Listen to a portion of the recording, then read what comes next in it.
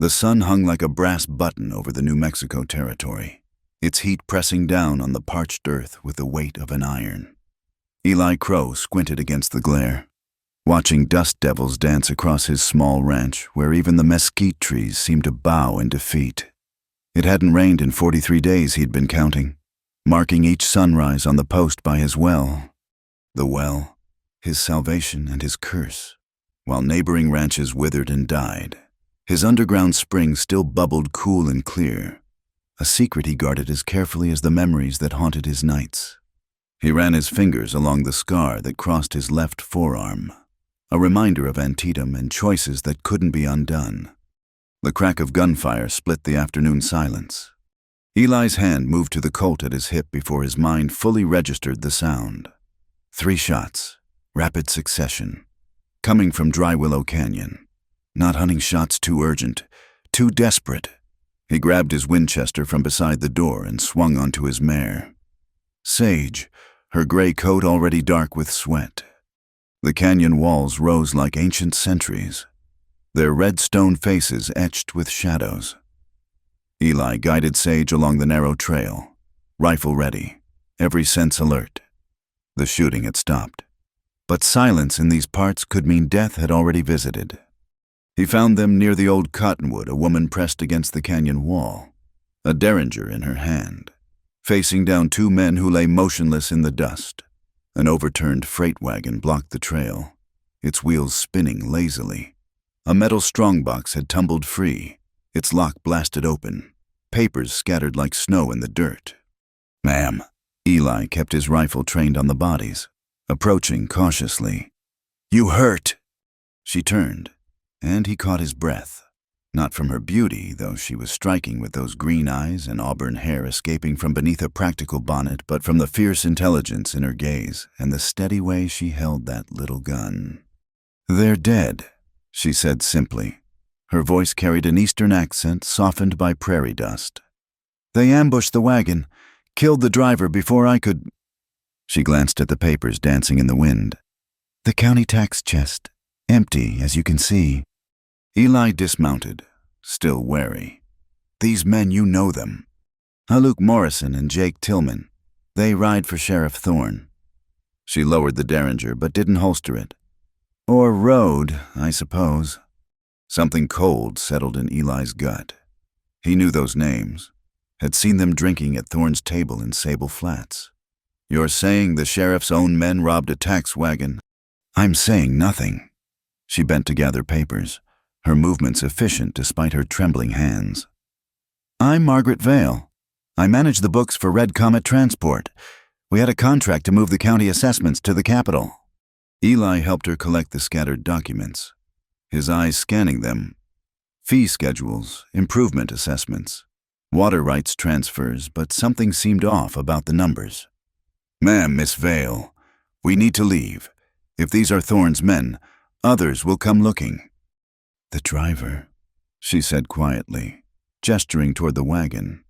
"Samuel Ortiz. He had 3 children." Eli found the man slumped over the seat, 2 bullets in his back. No face-to-face killing, just murder plain and simple. He closed Samuel's eyes and whispered a prayer he wasn't sure he believed anymore. "We can't help him now," Eli said gently, "but I can get you somewhere safe." Margaret Vale studied him with those sharp eyes.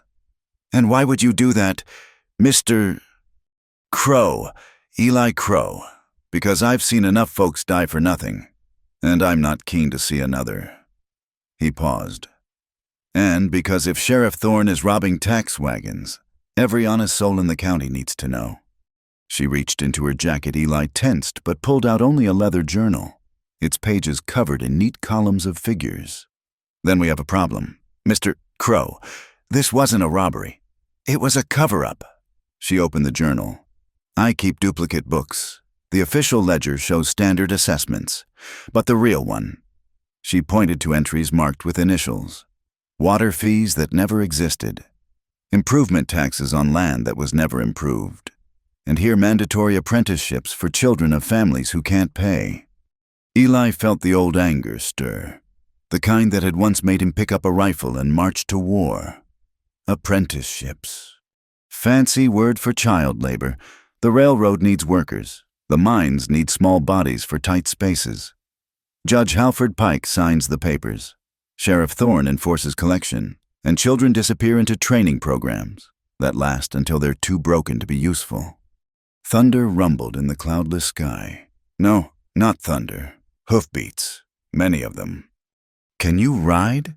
Eli asked. "Better than most." Margaret tucked the journal inside her shirt. "But they'll catch us on the trail." "Not where we're going."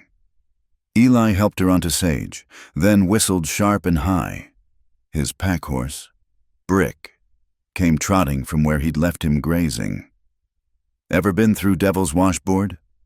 "The lava fields, that's suicide." "So is staying here." Eli swung onto Brick bareback. "Trust me or don't, Miss Vale, but choose quick." The hoofbeats grew louder. Margaret Vale looked back at the dead driver, at the scattered papers that told their tale of greed and cruelty, then at Eli's weathered face. Something passed between them, recognition, perhaps of kindred souls who'd seen too much. "A lead on, Mr. Crow!" They rode hard into the Badlands, leaving the massacre behind. The lava fields opened before them like a broken black sea, paths threading between razor-sharp rocks that could lame a horse with one misstep. Eli had learned these trails from an Apache scout years back, payment for saving the man's son from a cavalry unit gone wrong. Behind them, shouts echoed off the canyon walls. Eli glanced back to see a dozen riders pulling up at the edge of the lava field, unwilling to follow. "They'll go around," Margaret said. "Try to cut us off at Sodal Creek. You know this country well for a bookkeeper." "I know numbers, Mr. Crow, distance, time, probable routes. It's all arithmetic." She guided Sage through a particularly treacherous stretch with surprising skill. "And I've been running these books for 3 years. You learn the land when you track where the money goes." They rode in silence through the worst of it, both focused on survival. As the sun began its descent, painting the black rock in shades of orange and red, Eli led them into a hidden canyon where a small spring fed a grove of cottonwoods, his secret refuge, known only to him and the ghosts he carried. "We'll rest here," he said, helping her dismount. "Horses need water." Margaret Vale leaned against a tree, exhaustion finally showing. "Why did you really help me?" Eli considered lying, giving her some simple story about doing right. But something about this woman demanded truth. "Because I've got water on my land. Good water, reliable water. And men like Pike and Thorne have been circling like buzzards, waiting for an excuse to take it." He met her eyes. "And because I spent 4 years killing for causes I didn't understand, figured it was time I fought for something that made sense." She nodded slowly. "The war. The cavalry did things that—" He shook his head. "Doesn't matter now. What matters is Pike. You have proof of what he's doing." "In the journal, yes, names, dates, amounts, which families had children taken, where they were sent." Her voice hardened. "My own cousin's boy among them. Told he was going to learn railroad work. That was 2 years ago. Haven't heard from him since." A coyote howled in the distance, answered by another. Eli built a small fire, careful to use dry wood that wouldn't smoke. "They'll expect us to run for Fort Selden or Las Cruces. Instead, we'll double back, head for the old mission at San Gabriel." "That's ruins." "Ruins with a working well and clear sight lines. And Father Joseph Lyle holds Mass there twice a month for the Mexican families. Good man, young but solid. He'll help us get word to the federal marshals." Margaret pulled the journal from her shirt, studying it in the firelight. "It won't be enough. Pike owns half the territory government. We need witnesses, more evidence. Then we'll get it." Eli poured coffee from his trail pot, handed her a cup. "But first, we survive the night." She took the coffee gratefully. "You're very calm for a man who just made an enemy of the most powerful judge in the territory." "Made that enemy the day I filed my water claim. Just didn't know it yet." He studied her face in the flickering light. You're pretty calm yourself for someone who just killed 2 men. They weren't the first. She said it simply, without bravado. When you're a woman alone keeping books for freight companies, you learn to protect yourself. Though I prefer ledgers to bullets. How'd you really end up out here? Margaret was quiet for a long moment. Made a mistake back east. Trusted the wrong man with the wrong numbers. When the scandal broke, I could stay and be ruined or come west and start over. Red Comet didn't care about my past, only that I could make their books balance. And now I've got bigger problems than reputation. She looked at him directly. I need to ask your water rights. Are they clear, legal, filed proper in 74? Have the papers? Eli frowned. Why? Because in these duplicate books, there's an entry scheduling your ranch for reassessment next month. New survey to prove you're not meeting improvement requirements. She showed him the entry. It's their pattern.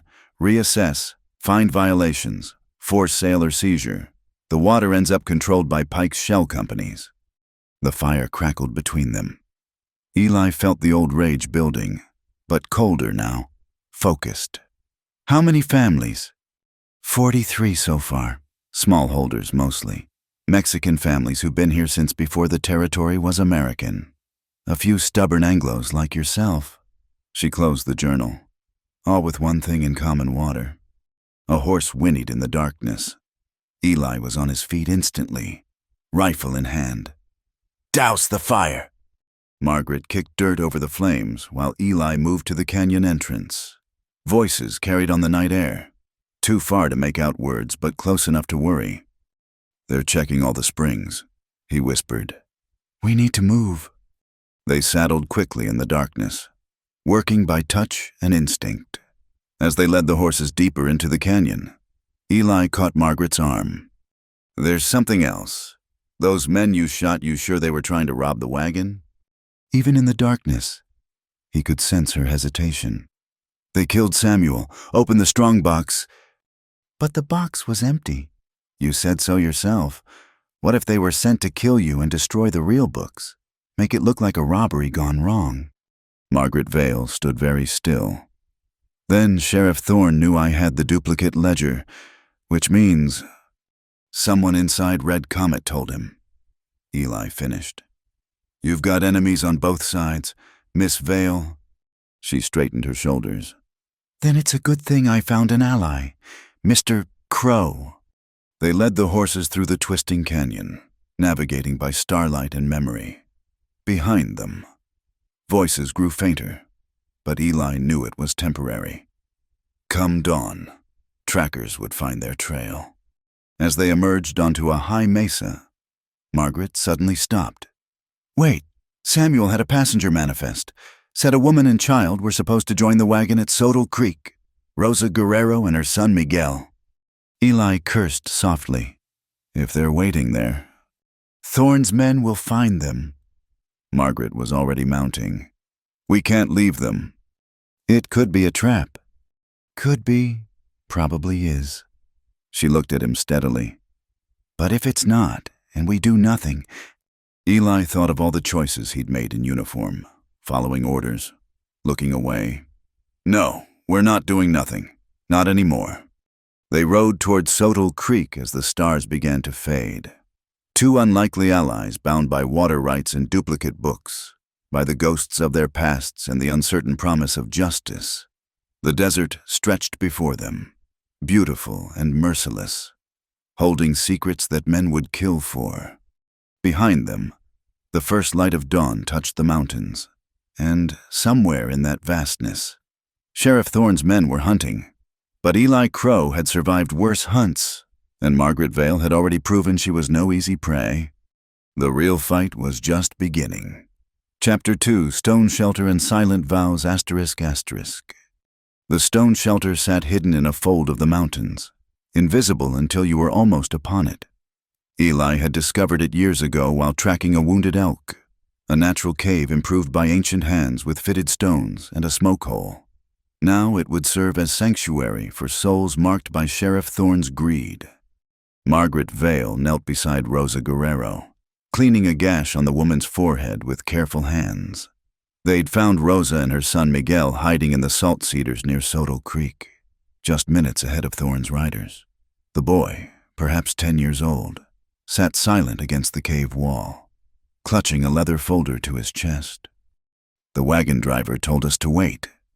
Rosa whispered in accented English, said he would return after delivering the tax money.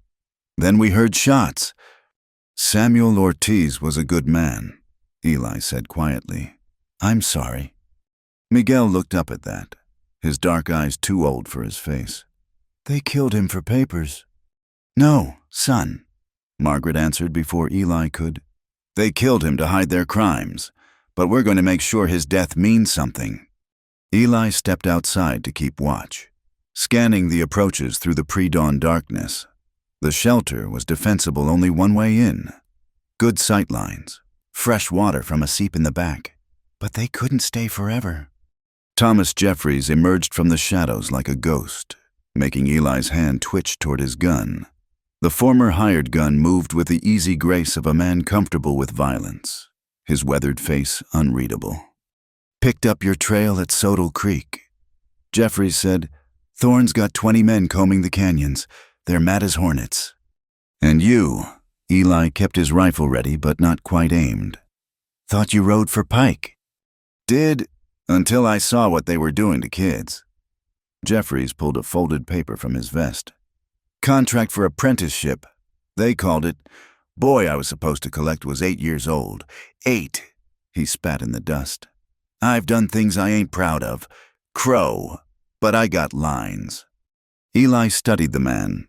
He'd known plenty of gunmen who'd say anything when the wind changed. But something in Jeffries' eyes, maybe shame, maybe rage, rang true.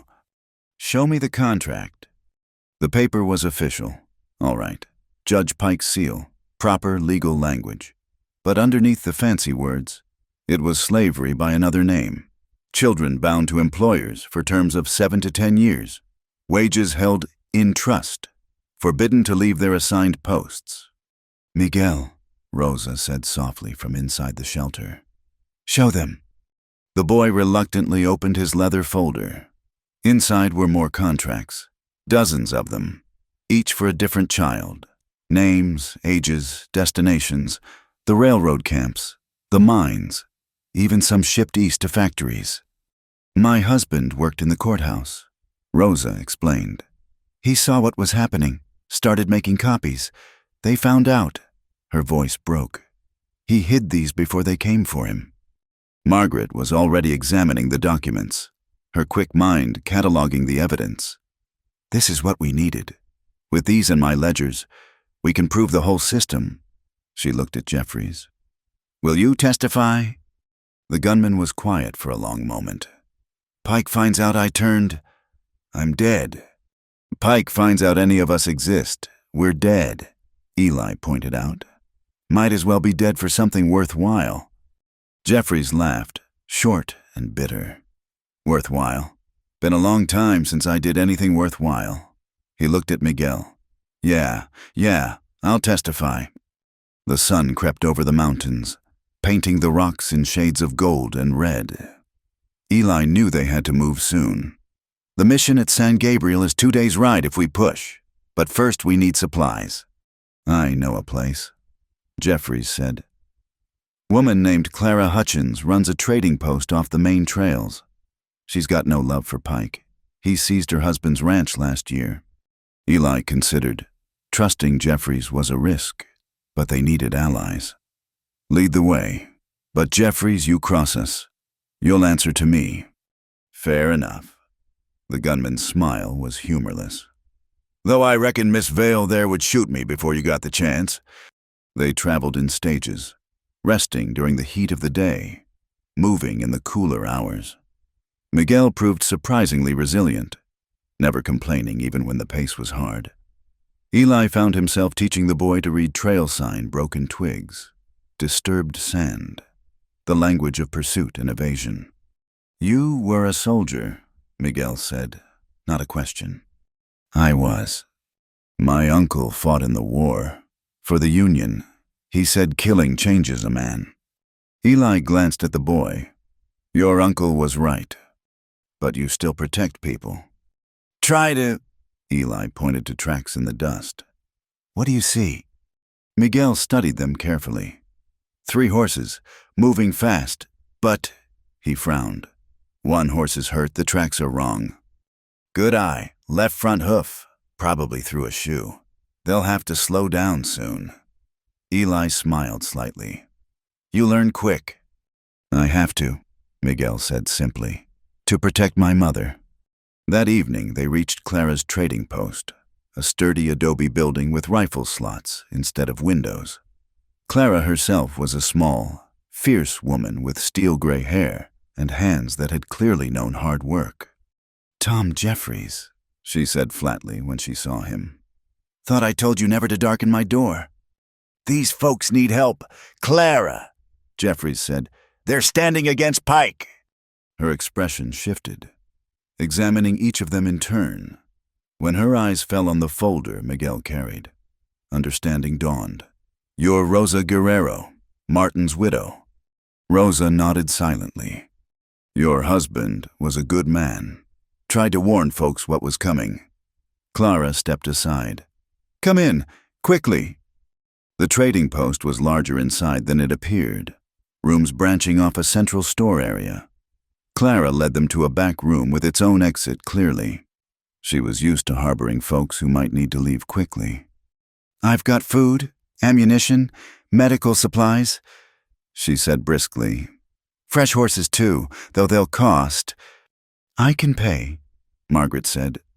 Not talking about money. Clara fixed her with a steady gaze. You take down Pike. You make sure everyone knows Clara Hutchins helped. I want my husband's name cleared. What happened to him? Eli asked. Pike said he was stealing water, selling it to other ranchers. Complete lie. Benjamin never took what wasn't his. But Pike had papers, witnesses. Jury of Pike's men found him guilty. Her voice hardened. Benjamin died in prison. Heart gave out, they said, but I know better. Man's heart was broken long before his body quit. Margaret pulled out her ledger. Clara Hutchins, your husband was Benjamin Here Water Rights Reassessment, February 1878, and here, sale of property to Territorial Water Development, May 1878. That's Pike's company. She looked up. Your ranch had the best water in 50 miles. Still does. Pike's men are getting rich off it. Clara turned away. I'll get your supplies. That night, as they prepared for the final push to San Gabriel, Eli found Margaret sitting outside, studying the stars. Can't sleep. Numbers keep running through my head, she admitted. 43 families displaced. Over 200 children in these contracts. How many more we don't know about? Eli sat beside her, careful to leave proper distance. We'll stop it. Will we? Pike owns judges, lawmen, probably half the territorial legislature. Even if we get word to the federal marshals, will they care? You did, I did, Jeffries, Clara. Father Lyle people are starting to care. He was quiet for a moment. My grandmother used to say that evil wins when good folks get tired, but she also said even a small light can break a great darkness. Margaret smiled slightly. Your grandmother sounds wise. Stubborn, mostly, Irish to her bones, came west after the potato famine, built a life from nothing. He gestured to the vast darkness around them. Taught me that the land doesn't care where you come from, only what you do with it. And what do you do with it? Try to leave it better than I found it. Haven't always succeeded. He thought of burned farms in Georgia. Orders followed. Mercy denied. But I keep trying. They sat in comfortable silence. 2 damaged souls finding unexpected peace in shared purpose. Inside. Miguel was teaching Jeffries a Mexican card game while Rosa and Clara talked quietly about children and loss. I need to tell you something, Margaret said finally. My name isn't Margaret Vale. It's Marion Vance. Vale was my mother's name. I took it when I ran. Eli absorbed this. What happened back east? I was bookkeeper for a bank in Philadelphia. young, eager to prove a woman could handle numbers as well as any man. The bank president took notice, promoted me, trusted me. Her voice turned bitter. I trusted him too. Didn't realize he was using me to hide embezzlement. When inspectors came, all the false entries were in my hand, my initials on every fraudulent transaction. But you were following orders. Try proving that when the man giving orders owns 3 judges and has half the city council in his pocket. She pulled her shawl tighter. I could stay and hang for his crimes or disappear. So Marion Vance vanished, and Margaret Vale came west. And now you're fighting the same fight again. No. Her voice grew fierce. This time, I'm not anyone's fool. This time, I kept my own records. This time, I fight back. Eli understood that feeling, the need to balance old scales. For what it's worth, I'm glad you're fighting on our side. Our side. She tested the words. Strange to have a side again, to trust anyone. Trust is earned hard out here. Eli agreed. But once earned, it's solid as bedrock. A coyote called in the distance, answered by its pack. The sound reminded them both of the hunters still pursuing them. Tomorrow would bring new dangers. But tonight, in this moment, they had allies and hope. We should rest. Margaret said Marion, Eli supposed, though he'd keep calling her Margaret unless she said otherwise. Long ride tomorrow. As they stood, she touched his arm briefly. Thank you for believing me, for helping us. Thank you for reminding me there are still fights worth having. Inside, they found Miguel asleep against his mother's shoulder while Jeffries and Clara argued good-naturedly about cards. It was a scene of such unexpected normalcy that it took Eli's breath away. This was what they were fighting for, the right of ordinary people to live ordinary lives without fear of men like Pike. They bedded down in the back room, weapons close at hand. Tomorrow they'd ride for San Gabriel and Father Lyle's help. After that, who knew? But for tonight, they were safe. They were together. And they had proof of crimes that would bring down an empire of greed. As sleep finally took him, Eli heard young Miguel murmuring in his sleep not nightmares, but something about learning to shoot, protecting his mother. The boy was already planning to be a man, forced to grow up too fast in a land that devoured the weak. But not if we can help it, Eli thought. Not anymore. The stone shelter had given them refuge.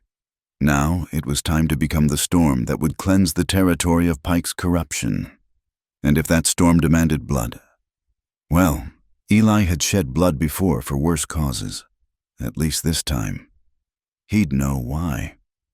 Chapter 3. The Fog Market at Sable Flats. ***. The morning fog rolled through Sable Flats like a living thing, creeping between buildings and muffling sounds. It was perfect cover for their purposes, though Eli couldn't shake the feeling that it also hid dangers.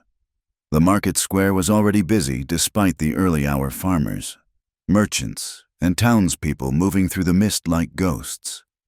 Margaret adjusted her plain bonnet and work dress, transformation complete from the sharp-dressed bookkeeper to a rancher's wife. Beside her, Rosa wore similar modest clothing, while Miguel stayed close in patched overalls and a hat that nearly swallowed his small head. Remember, Eli murmured, checking his pocket watch. Father Lyle will be at the church for morning prayers. Jeffries is watching the sheriff's office. We meet at Emma Hartley's shop in 1 hour. They split up, melting into the crowd. Eli made his way through the market, stopping at various stalls, playing the part of a rancher in town for supplies. But his eyes tracked every movement, cataloged every face. 2 of Thorne's deputies lounged near the bank, trying to look casual. Another watched from the hotel porch.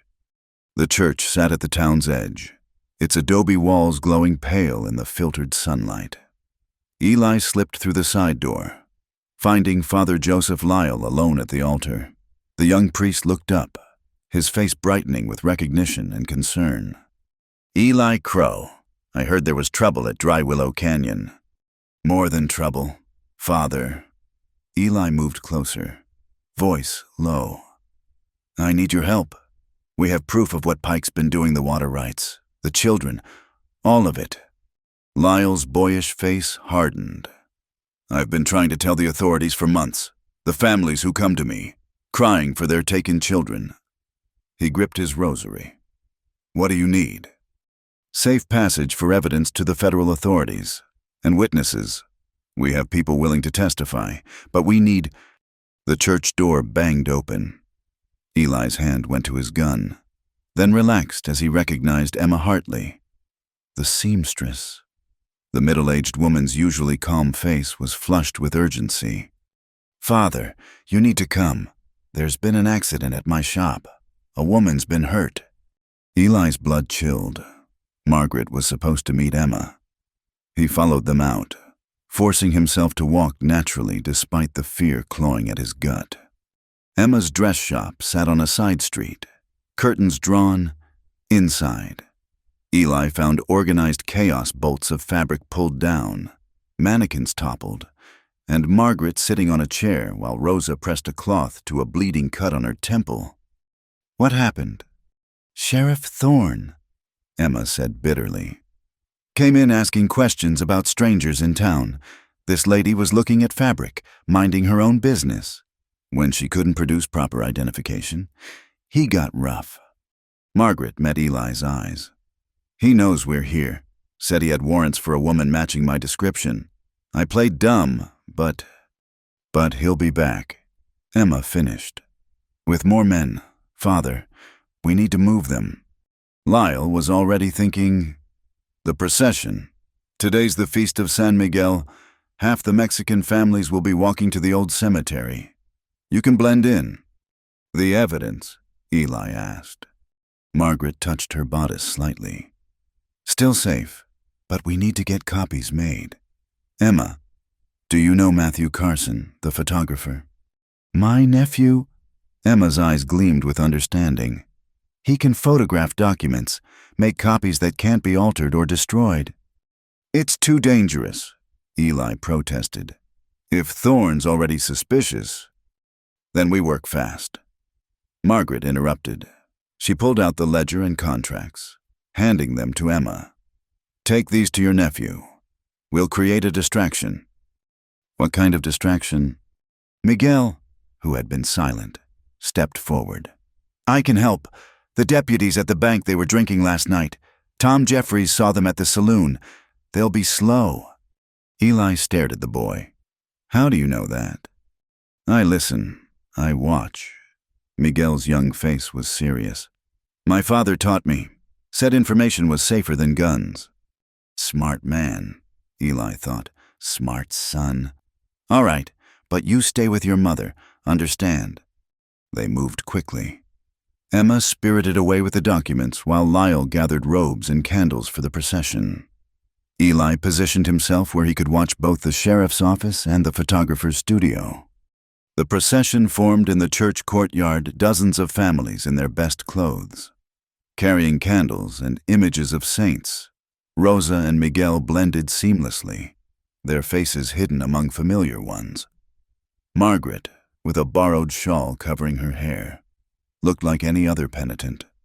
As they began to move through the streets, singing rose in Spanish, beautiful and haunting in the fog, Eli walked at the edge, alert for trouble.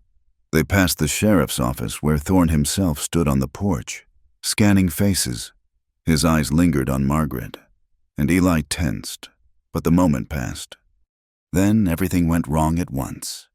A gunshot cracked from the direction of the photographer's studio. Then another. The procession scattered as people screamed and ran. Eli pushed through the chaos, finding Jeffries at the studio door, smoking gun in hand.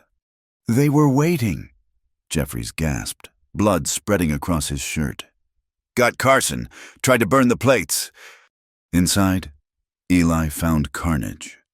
The photographer lay behind his counter, clearly dead, but the metal plates, the precious photographs of the evidence, sat intact in their chemical bath. Thorne's men had been too eager, too careless.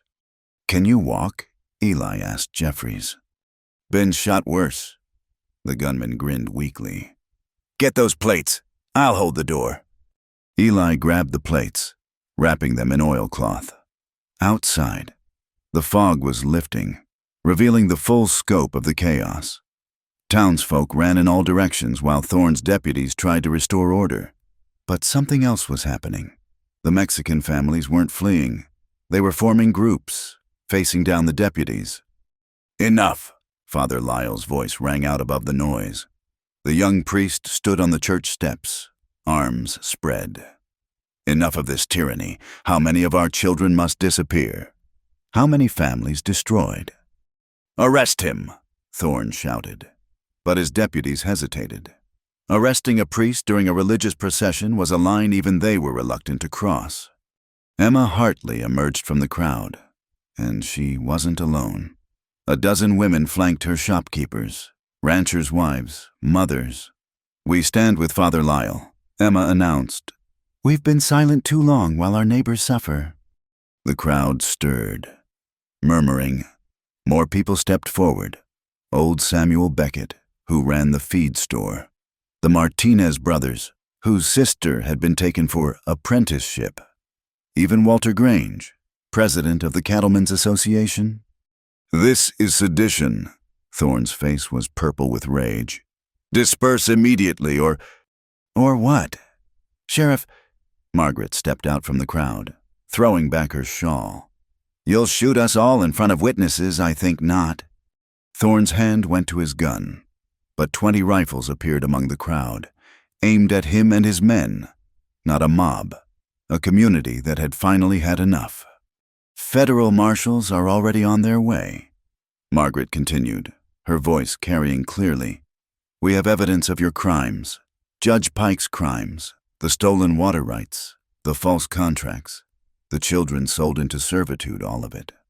"You're lying," Thorne snarled, but uncertainty flickered in his eyes. "Am I?" Margaret held up one of the photographed plates. "Matthew Carson died making these copies. His blood is on your hands. Sheriff, add it to the tally." The standoff stretched taut. Eli counted guns, calculated angles. If shooting started, the square would become a slaughterhouse. He caught Jeffries' eye. The wounded gunman had dragged himself to cover, rifle ready despite his injury. Then Rosa Guerrero walked forward, Miguel at her side. "My husband died for the truth," she said, voice shaking but determined. "My son will not grow up in a world where children are property, where water belongs only to the rich, where justice is bought and sold." "Mama speaks truth," Miguel added, his young voice cutting through the tension. "We have all the contracts, all the names. The Federals will see everything."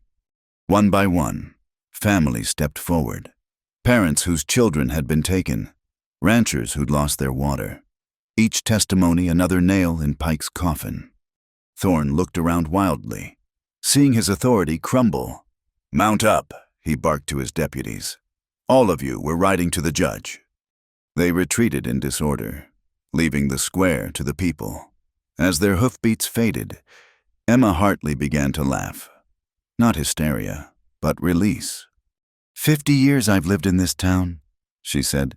"First time I've seen folks stand together like that." Father Lyle was already organizing.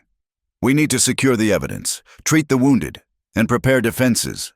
They'll be back with more men." The old mine headquarters. Walter Grange suggested stone walls, good sight lines, and its own well. We can hold out there until the marshals arrive. They moved with purpose now. A community awakened. Eli found Margaret helping to bandage Jeffrey's wound. "That was brave," he said quietly. "Also foolish." "Sometimes they're the same thing." She met his eyes. "We're past hiding now. Eli, it's fight or die." "Then we fight." He checked his rifle. "But smart. Pike won't give up easy. He'll—" A new commotion erupted near the telegraph office. The operator, a nervous young man named Collins, came running. "Message from Fort Selden. Federal Marshal Catherine Bright is 2 days out with a full company." Cheers rose from the crowd, but Eli felt a chill. 2 days was a long time when Pike had his own private army. "We need those photographs on the way to the marshal now," he said. "Multiple copies, multiple riders." "I'll go," Jeffries said, struggling to stand. I know trails Thorn doesn't. You can barely sit a horse, Margaret protested. Lady, I have ridden with worse than this. His grin was strained but real. Besides, I owe those kids a chance at justice. They prepared quickly copies of the photographed evidence split among 3 riders, each taking different routes. The rest would ford up at the mine headquarters with the originals. As the sun reached its peak, burning off the last of the fog, Eli stood with Margaret on the mine building's roof, watching the horizon. You think we've won? She asked. Won a battle? Maybe. War's just starting. He studied her profile. You regret showing yourself. You could have stayed hidden. Marion Vance hid. Margaret Vale hides from nothing. She smiled slightly. Besides, someone recently told me there are fights worth having. Below them, the people of Sable Flats worked together, some standing guard, others tending wounded, children helping where they could.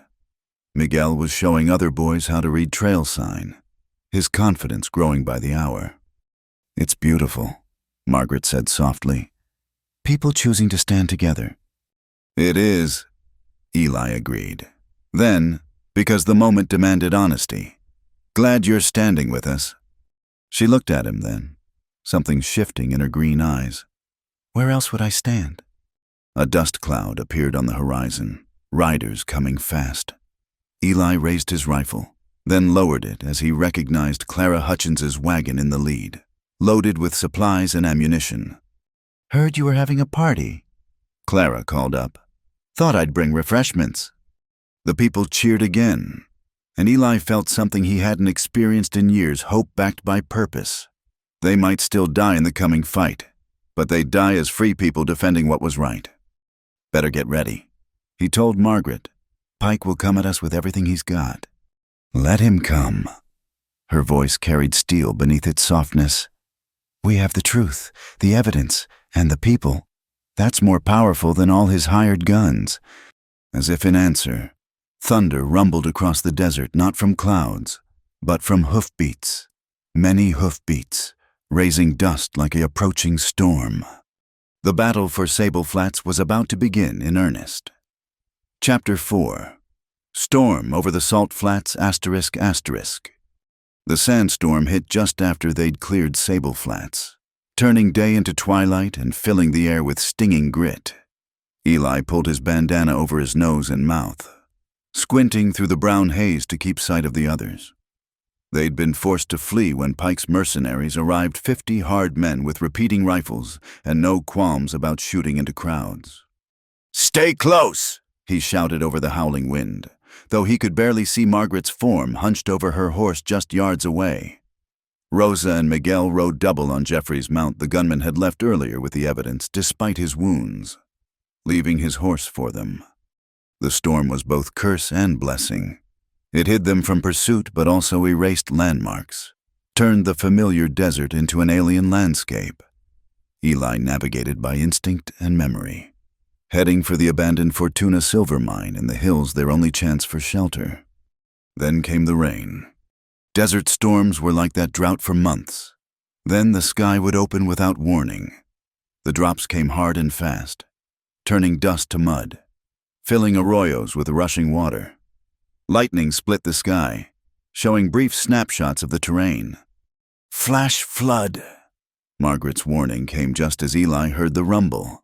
Not thunder water, a wall of it racing down the canyon they'd just entered. Up, everyone, up the slope. He grabbed Miguel, lifting the boy onto his horse's neck while spurring Sage up the rocky incline. The others followed, horses scrambling on loose stones as the flood roared past below, carrying boulders like toys. They made it to high ground just as Margaret's horse stumbled. She went down hard, rolling away from the animal's hooves. Eli was off Sage instantly, reaching her as she struggled to stand. My ankle. Lightning showed blood on her hands, a gash across her ribs where she'd hit the rocks. Eli didn't think, just acted, scooping her up as another surge of water claimed the spot where she'd fallen. I can ride, she protested through gritted teeth. Not on that ankle. He lifted her onto Sage, swinging up behind her. "Rosa, can you manage alone?" "Yes." Rosa had already transferred to Margaret's horse, which had regained its footing. She handled the animal with surprising skill, keeping Miguel secure in front of her. They pushed on through the storm, Eli's arms around Margaret to keep her stable, feeling her shiver against him. The Fortuna mine couldn't be far. He remembered the distinctive triple peaks that marked its entrance. But in this weather, with visibility down to yards. There, Miguel's sharp eyes spotted it. First a darker shadow against the hillside. The mine entrance yawned before them, offering shelter from nature's fury. Inside, the temperature dropped 20 degrees. They were soaked through, covered in mud, exhausted, but alive. Eli helped Margaret down, noting how she bit back any sound of pain. Tough as nails, this Eastern bookkeeper turned Western fighter. "We need to go deeper," he said, studying the entrance. "Storm surge could flood this level." The mine tunnels stretched back into the mountain, shored with aging timbers that creaked ominously. They found a side chamber on higher ground, dry and spacious enough for all of them. While Rosa and Miguel gathered scraps of wood for a fire, Eli examined Margaret's injuries by lamplight. "The ribs need binding," he said, "and that ankle's swelling bad." "I've had worse," she said, then caught his skeptical look. "Well, no, but I'll survive." He worked quickly, professionally, skills learned on too many battlefields. Margaret bore it stoically, only her quickened breathing betraying the pain. When he finished, she caught his hand. "Thank you for coming back for me." "Couldn't leave my best bookkeeper at the bottom of a canyon." He tried for lightness, but something in her eyes made the words come out rougher than intended. Miguel had managed a small fire with the dry wood, the smoke drawing up through cracks in the ceiling. As they huddled around it, sharing what little food they had, the boy explored nearby with the fearlessness of youth. "Look!" He emerged from a side passage carrying something, a ladder, and tools. Eli examined them mining equipment, but well-maintained. Someone had been here recently. "Miguel, show me where you found these." The passage led to a vertical shaft with fresh air flowing down. An escape route, cut through to the hillside above. Iron rungs had been hammered into the rock, creating a climb of maybe 30 feet. "Emergency exit," Eli mused. "Question is, who made it?" "Smugglers, maybe," Rosa suggested, "or people like us, needing a place to hide from Pike." They settled in to wait out the storm, taking turns on watch. Eli found himself sitting with Margaret as the others slept, her head resting against his shoulder for warmth. The storm's fury had lessened, but rain still drummed steadily outside. "Tell me about your ranch," she said softly. "The water." "It's nothing grand, 160 acres of scrub and rock, but the spring, it bubbles up clear and cold, even in the worst drought. Cottonwoods grow around it, and in the evening, deer come to drink." He smiled in the darkness. "First time I saw it, I knew I was home. Worth fighting for." "Everything worth having is worth fighting for." He felt her shiver and pulled the blanket higher around her shoulders. "What about you? What's worth fighting for?" She was quiet so long he thought she'd fallen asleep. Then, truth. For so long. I let others define truth for me. What the numbers meant, what the law said. Now I know truth isn't in ledgers or law books. It's in that mother holding her son, in Father Lyle standing up to guns, in you coming back for me when the water was rising. Thunder rolled outside, but distant now. The storm was passing. "We should move at first light." Eli said, "Fort Selden's our best chance now. Military protection until Marshal Bright arrives." "Can we trust the army?" "Commander, there is Colonel Marcus Webb. Served under him in the war. He's tough but fair, and he's got no love for corruption." Morning came gray and dripping. The flash flood had rearranged the landscape, cutting new channels and exposing long-buried rocks. They climbed out through the escape shaft, Margaret needing help but never complaining, and found their horses had sheltered in a grove above the mine. The journey to Fort Selden took most of the day, slowed by injuries and the need for caution. Twice they spotted riders in the distance and had to take cover. Pike's men were still hunting. The fort appeared at sunset, its adobe walls glowing gold. Soldiers manned the watchtowers, and Eli felt some tension ease. They'd made it. Colonel Webb received them in his office, his weathered face grave as he examined the photographic evidence Margaret had kept safe through everything. Judge Pike's been suspected for years, Webb said, but evidence like this, it changes everything. He looked at Eli. You know he'll come here. Try to take them before the marshal arrives. I'm counting on it, sir. Better a fight here than in the open. Webb smiled grimly. Still the tactician. Hey, Crow, all right. You'll have quarters and protection. My men will be ready. The fort's doctor, a young lieutenant named Harrison, treated their injuries properly. Margaret bore the examination with dignity, even managing to joke with the nervous young man. Eli watched from the doorway, something tight in his chest at the sight of her battered but unbroken. She's remarkable, Rosa said quietly beside him. To risk everything for strangers. We're not strangers anymore. Eli replied, He searched for the word. Family, Miguel supplied, appearing at his mother's side. That's what Father Lyle said. Those who stand together become family. That evening, as Margaret rested, Eli found himself on the fort's wall, watching the desert. Colonel Webb joined him, bringing coffee and companionship. She means something to you, Webb observed. They all do. The boy, his mother. Not what I meant, and you know it. Webb sipped his coffee. War's over. Eli, you're allowed to want things for yourself now. Am I? Eli thought of burning farms, of orders followed, of choices that haunted. Not sure I've earned that right. Rights aren't earned. They're claimed. That woman in there, she's claiming her right to justice. That boy's claiming his right to grow up free. Maybe time you claimed something too.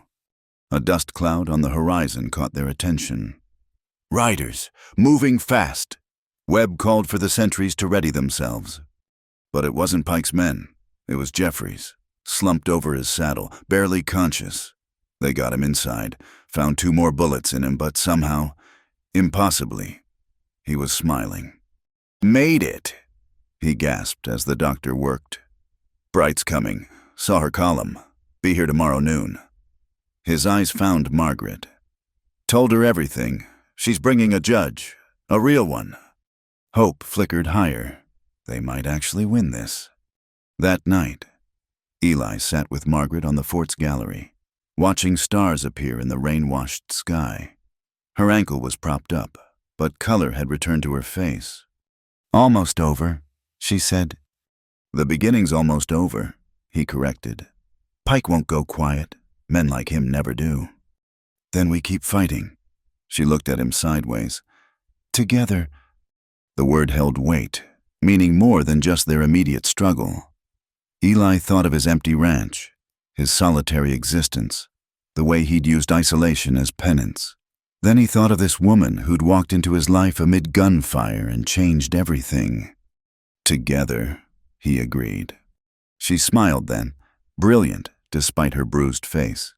Good, because I've been thinking your ranch needs better accounting, and I need a place where my real name doesn't matter. Marion Vance is welcome at my spread. So is Margaret Vale, whatever name you choose. Just Maggie, I think. Clean slate. They sat in comfortable silence.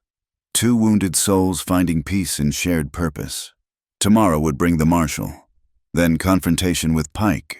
There would be trials, testimony, the slow grinding of justice. But tonight, they had a moment of quiet before the storm's final act. Inside the fort, Miguel was teaching soldiers card tricks while Rosa helped the cook prepare evening meal. Jeffries slept, finally at peace with his choices. Father Lyle would be protecting the people of Sable Flats. All across the territory, word was spreading the truth was out, and change was coming. "Thank you," Maggie said suddenly, "for believing a stranger, for fighting when you could have stayed safe." "Staying safe isn't living," Eli replied. "Just existing. You reminded me there's a difference." She leaned against him then. "Just slightly, but enough. Enough to promise that when this was over, neither of them would have to exist alone anymore." The desert stretched endlessly before them, harsh and beautiful and full of possibilities. Tomorrow, they would finish what they'd started. Tonight, they had each other, and that was enough. The storm had passed, leaving the air clean and full of promise, and in the morning, justice would finally ride into the territory, wearing a federal badge and carrying the evidence of truth they'd all bled to protect. Chapter 5. Between Two Heartbeats and Prairie Wind, ****. The night before Marshal Bright's arrival hung heavy with anticipation and dread. Eli stood watch on the fort's wall, rifle across his knees, studying the darkness beyond. Every shadow could hide Pike's men. Every sound might herald attack. But the greater battle raged inside him between the soldier who'd learned to feel nothing and the man who was learning to feel everything again. "You should rest." Maggie's voice came soft behind him. She'd climbed the ladder despite her injured ankle. Stubborn as always. "So should you. That ankle needs—" "What I need," she interrupted, settling beside him with a wince she tried to hide, "is to stop pretending we're not running out of time." The words hung between them like morning mist. She was right, of course. Tomorrow would bring either justice or bullets, possibly both, and they danced around this thing building between them since that first day at Dry Willow. "Maggie. Marion," she corrected softly. "I want you to know my real name. Want someone to know who I really am before—" "Don't!" His voice came out rougher than intended. "Don't talk like we're not going to win this." "I'm talking like someone who's learned that tomorrow's never guaranteed." She shifted closer, seeking warmth in the desert night. "The war taught you that, didn't it?" Eli was quiet for a long moment, memories pressing close. "War taught me a lot of things, most of them wrong." Tell me something true." He looked at her then, really looked. Bruised face painted silver by starlight, eyes deep with understanding. This woman who'd walked through fire and flood beside him, who'd chosen justice over safety again and again. "Truth is, I've been dead inside since Antietam, going through motions, tending my land, avoiding people. Figured if I didn't feel anything, I couldn't hurt anyone again." His hand found hers, calloused fingers intertwining. "Then you showed up, bleeding and fierce and absolutely refusing to give up. Made me remember why things matter." "You saved me," she whispered. "No, we saved each other." The night wind carried the scent of sage and the distant cry of an owl. Below in the fort, soldiers moved on quiet rounds, but up here they were alone with the stars and the weight of unspoken words. "I need to tell you something," Maggie said, "about Philadelphia, about why I really ran." "You don't owe me.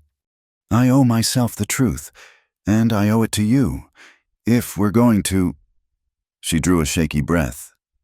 "There was a man, Charles Whitmore, the bank president. He didn't just frame me for embezzlement. He said he loved me. Said if I just did what he asked, kept his secrets, he'd marry me, make me respectable." Eli's jaw tightened, but he stayed silent, letting her speak. "I believed him, young and foolish and wanting to believe someone saw more in me than ledger columns. But when the investigators came, he threw me to them without a second thought. Said I was a temptress who'd corrupted him, stolen from him." Her laugh was bitter. "The worst part, people believed it, because it was easier than believing a respected man was a thief and a liar. Maggie Marion, whoever you need to be, you're the bravest person I know." She turned to face him fully then, and something shifted in the space between them. "I'm also terrified, of Pike, of tomorrow, but mostly of this, of feeling something real again. Eli cupped her face gently, thumb brushing a tear she hadn't realized had fallen. Fear's just wisdom wearing work clothes. Means you understand what you're risking. What am I risking? Same thing I am. Everything. The kiss was inevitable as sunrise. Soft at first, then deeper as walls crumbled between them. She made a small sound against his mouth, part pain from her ribs, part something else entirely, and he started to pull back. It hurts, she whispered against his lips, hand fisting in his shirt to keep him close. But don't you dare stop. The words hit him like lightning, echoing with meaning beyond the moment. This woman who'd been betrayed, who'd lost everything, who had every reason to close her heart, she was choosing to open it again. To him. Darlin, he growled, voice rough with emotion he'd kept chained too long. I'd die buried inside you. Not crude words, but a promise, raw and honest as the desert itself, that he'd stand by her, fight for her, that whatever battles came internal or external, they'd face them together. She understood, her kiss answering with equal fervor, equal promise. When they finally parted, both breathing hard, she rested her forehead against his. Well, that's settled then. Despite everything, he found himself smiling. What's settled? That I'm definitely keeping you. Eli Crow. Fair warning. Fair warning back. Marion Vance. I'm not easy to live with. I wake up fighting shadows. I've got more ghosts than furniture, and I sometimes go days without talking. Good. I talk enough for 3 people when I'm working on accounts. We'll balance. They sat together as the night deepened, her head on his shoulder, his arm careful around her injured ribs. Below, young Miguel appeared in the courtyard. Rosa calling him back to bed, the boy waved up at them before disappearing inside. He's going to be all right, Maggie murmured. Whatever happens tomorrow, we got him free. That matters. They all matter. Every child in those contracts. Every family Pike destroyed. Eli felt the old anger stir, but tempered now with purpose. We're going to stop him. Together. Together. A shooting star streaked across the sky, and Maggie made a soft sound of wonder. My grandmother said those were souls finding their way home. Irish. Scottish. Stubborn as stone and twice as hard-headed. She'd have liked you. They talked quietly through the night, sharing pieces of themselves, her childhood in Philadelphia, all books and propriety hiding a wild heart, his youth in Tennessee, learning to track and hunt and read the land's moods, how war had broken them in different ways, and how the West had offered both escape and redemption. I want to see your spring, she said as dawn approached. Want to help you build something there. School, maybe, like Father Lyle talked about. Place for kids like Miguel to learn without fear. I could teach arithmetic, proper arithmetic, not Pike's crooked numbers. I'll teach them the land, how to read weather, find water, respect what's wild. Rosa could run the kitchen. She's magic with simple ingredients. They were building dreams on hope's foundation, but it felt right. Felt like something worth bleeding for, worth risking everything to protect. Jeffries appeared at the ladder's base, moving stiffly but upright. Riders coming, from the east. They descended carefully, Eli supporting Maggie's weight. In the courtyard, soldiers were already forming ranks. Colonel Webb stood at the gates, field glasses trained on the horizon. Marshal Bright, he confirmed. Right on time. The federal column appeared with the sun. 30 riders in dust-covered blue, led by a woman who sat her horse like she was born to it. Marshal Catherine Bright was younger than Eli expected, maybe 35, with sharp eyes and an air of absolute competence. Colonel Webb, she said, dismounting smoothly. I understand you have witnesses need protecting, and evidence that'll turn this territory inside out. Webb replied, Marshal, meet Eli Crow and Marion Vance. Bright studied them both, gaze lingering on their linked hands. The bookkeeper and the rancher. Your friend Jeffries painted quite a picture. Said you two raised 7 kinds of hell getting this evidence. Pike raised the hell, Maggie said. We just refused to burn in it. A smile ghosted across the marshal's weathered face. I like you already. Let's see these documents. They spent the morning in Webb's office, laying out the evidence. Bright had brought a federal judge, Aldrich Carpenter, old and tough as leather, who examined each document with growing fury. Children, he kept muttering, using the law to steal children. Question is, Bright said, will Pike come here or run for Mexico? He'll come, Eli said with certainty. Man like that can't conceive of losing. He'll try to kill the witnesses, destroy the evidence, make it our word against his. Then we'd best be ready. Bright smiled, and it wasn't pleasant. Always did prefer when they come to me. Saves on travel costs. They didn't have long to wait. Just past noon, as they were planning the arrests. A scout rode in hard. 60 riders, maybe more, coming fast from the west. Battle stations, Webb barked, and the fort erupted into controlled chaos. Eli found himself on the wall again. Maggie beside him, despite orders to stay protected.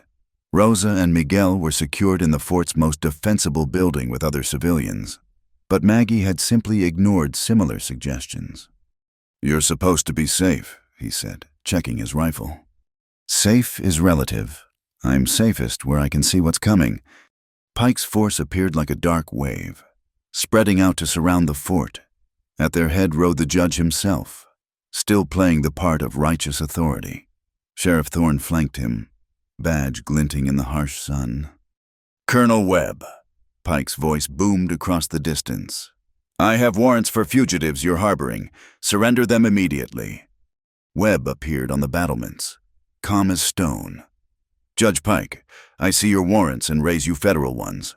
You're under arrest for corruption, theft, conspiracy, and about 30 other charges I'll let Marshal Bright enumerate. This is rebellion. I am the duly appointed territorial judge. Not anymore. Judge Carpenter called out, appearing beside Webb. Your commission's been revoked, pending investigation, which, given the evidence I've seen, should take about 10 minutes before conviction. Pike's face went purple. All pretense dropped as he turned to his men. Take the fort. Kill everyone except the woman and the contracts. Hold! Bright's voice cracked like a whip. Her marshals appeared along the walls, rifles trained down. Any man fires on federal officers will hang. That's not a threat. Gentlemen, that's a promise from the United States government. The moment stretched taut. Some of Pike's hired guns looked uncertain now. Calculating odds, federal badges meant federal revenge, and that was a different game than terrorizing locals. Then Thorne made his move, spurring forward, gun rising toward Maggie. Die, you meddling! 3 shots rang out almost as one. Thorne jerked, fell, his horse running on without him. Eli lowered his smoking rifle, but he hadn't been alone. Jeffries and one of Bright's marshals had fired too. Anyone else? Bright asked conversationally. No, then throw down your weapons and dismount. Slowly. Some did, others broke and ran. Pike himself tried to wheel away, but found Miguel's young voice rising clear from a window.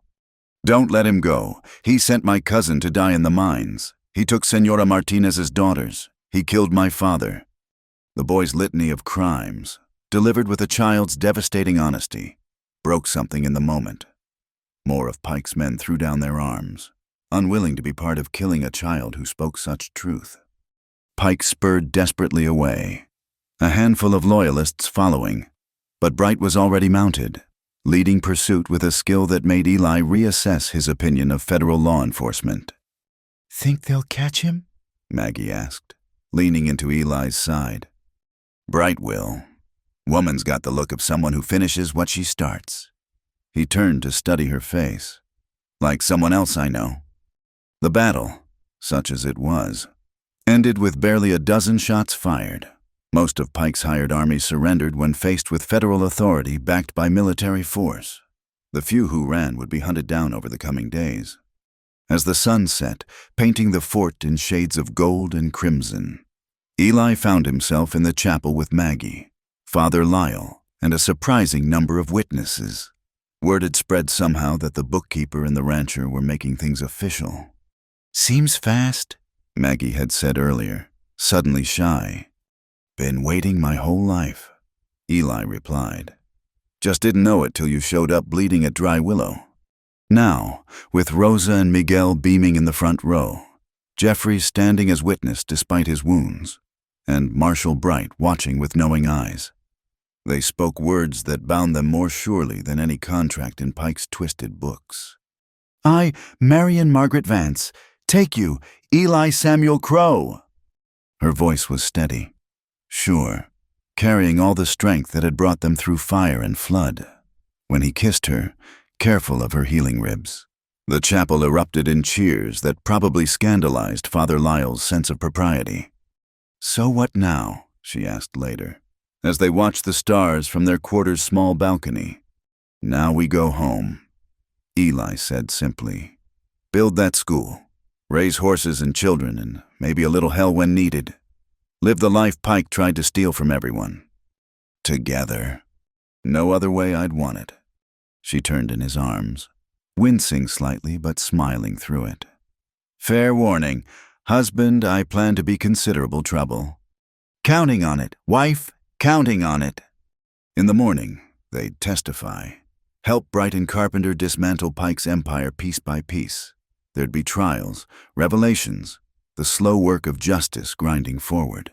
But tonight, they had this each other, the promise of tomorrow, and the knowledge that sometimes, against all odds, truth and love could triumph over greed and power. The prairie wind sang through the fort's walls, carrying the scent of sage and possibility. And two hearts, scarred but not broken, beat as one in the vast wilderness they'd chosen to call home. Asterisk, asterisk. Part 6, Gunfight at Red Bluff Depot. Asterisk, asterisk. The plan was Marshall Bright's, but the courage belonged to Maggie. She sat in the prison wagon as bait, wrists bound loosely with rope that looked tighter than it was, playing the captured fugitive to perfection. Eli rode alongside as part of the guard detail, every nerve screaming danger as they approached Red Bluff Depot through the narrow canyon. "Pike's too smart to fall for this," Jeffries muttered from his position on the wagon's bench, playing deputy despite the pain from his healing wounds. "He's too proud not to," Bright countered from beneath her hat brim. "Man like that can't resist the chance to finish things personal-like." The depot sprawled ahead, a collection of warehouses, water towers, and the long wooden building where Pike's empire stored its stolen wealth. More importantly, according to Rosa's information, where children waited in locked rooms for transport to mines and factories. Movement on the ridge. Miguel whispered from inside the wagon where he hid with his mother. The boy had insisted on coming, saying he knew some of the imprisoned children, against all sense. Bright had agreed. "I see them," Eli confirmed. Rifle barrels glinted in the afternoon sun. 6, maybe 7. "Marshall's sharpshooters see them too," Bright said calmly. "Just keep rolling." The trap was elegant in its simplicity. Let Pike think he was ambushing a prisoner transport. Draw him into the open, spring the real ambush. But plans, Eli knew, rarely survived first contact with the enemy. They were halfway across the depot yard when Pike showed himself, stepping from behind a water tower with theatrical timing. Thorne might be dead, but Pike had found another enforcer, a scarred gunman named Garrison, who'd reportedly killed men from California to Missouri.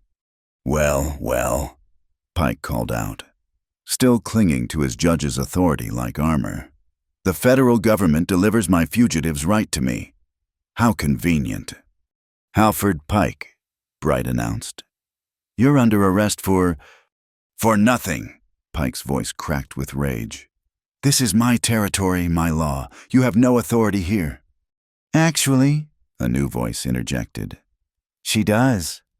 Colonel Webb's cavalry appeared on the depot's eastern approach, spreading out in practiced formation.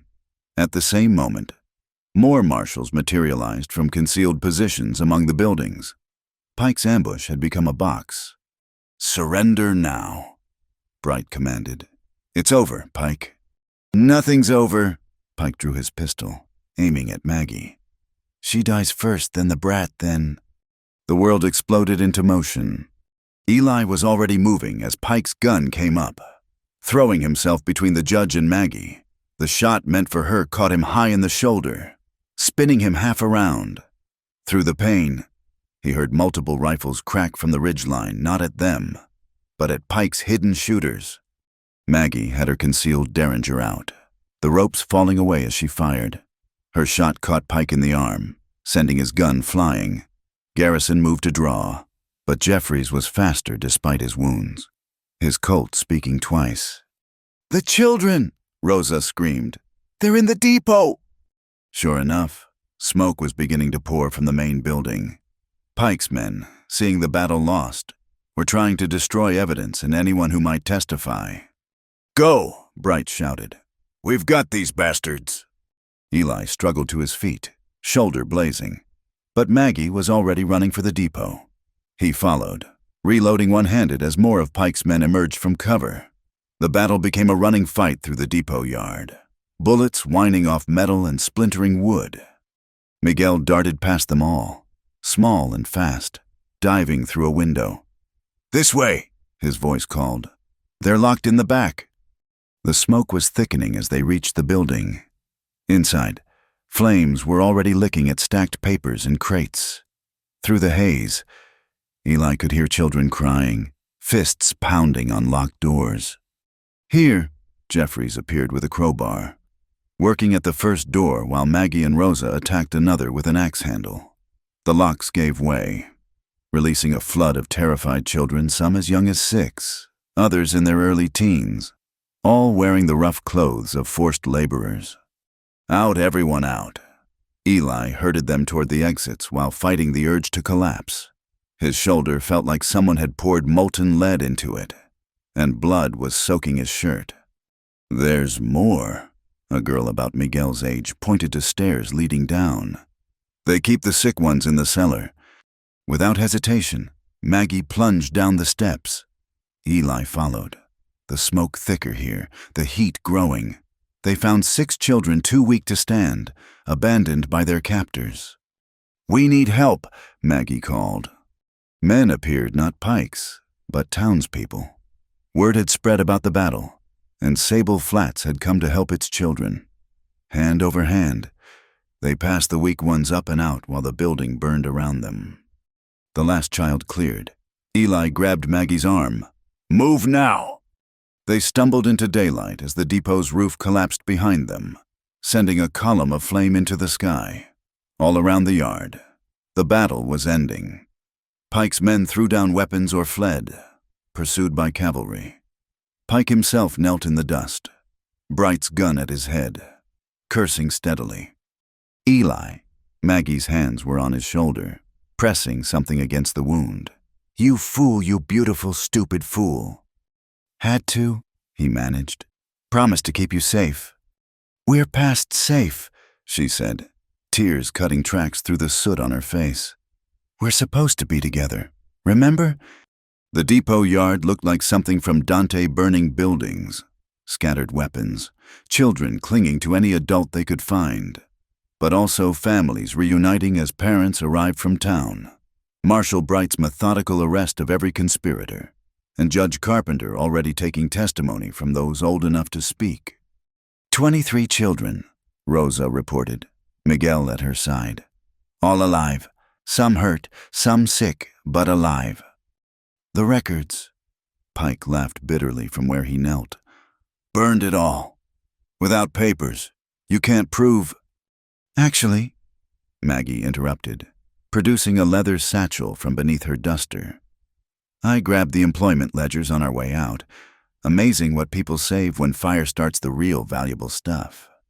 Pike's face went white. Those ledgers would show every child sold, every official bribed, every family destroyed for profit. "You're finished," Bright told him. Question now is whether you hang for treason or just spend your life breaking rocks." She looked around at the freed children. "Depends on how many of these kids want to testify about their treatment." Every hand went up, even the smallest ones, coached by the older, raised trembling fingers. "Guess that's settled then," Bright said. The aftermath was chaos of the best kind. Wagons arrived from Sable Flats to transport children and wounded. Doc Harrison worked on Eli's shoulder with field surgery skill, muttering about fools and heroes being synonyms.